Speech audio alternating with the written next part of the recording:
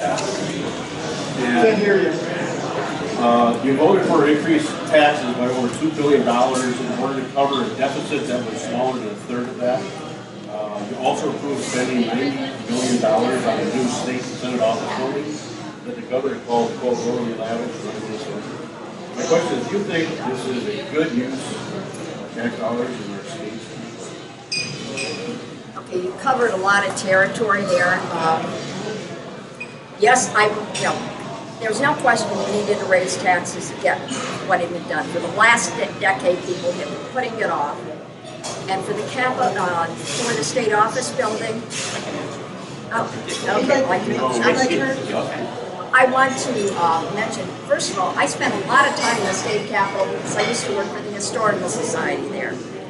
And how many of you have been into the Capitol in the last, say, 20 years? Quite a few of you. How many of you noticed that that building needed attention? And that Capitol is a major asset to Minnesota. And I did put out questionnaires, and I have been talking to people. And again, I want to thank you all for all the input that you've had on that. Most people are okay with doing something for the Capitol. Everybody recognizes that. But I want you to take a minute and step back. Think about when that building was built. How many people lived in the state?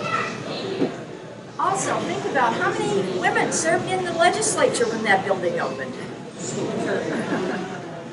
Up until fairly recently, how much attention was paid to people with disabilities?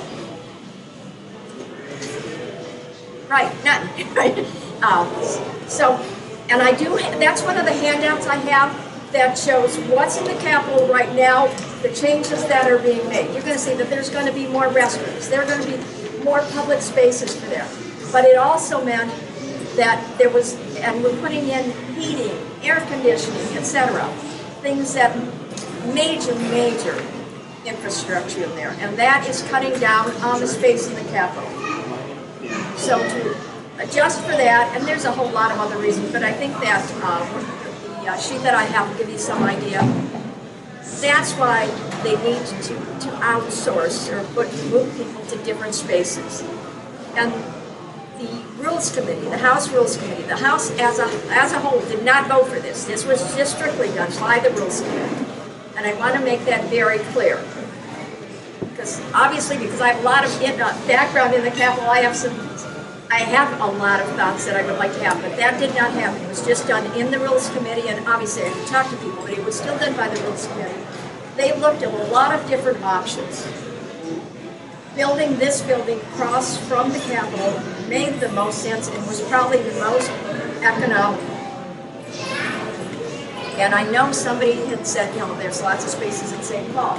But again, and I had bills for disability community, and I work a lot with disability communities.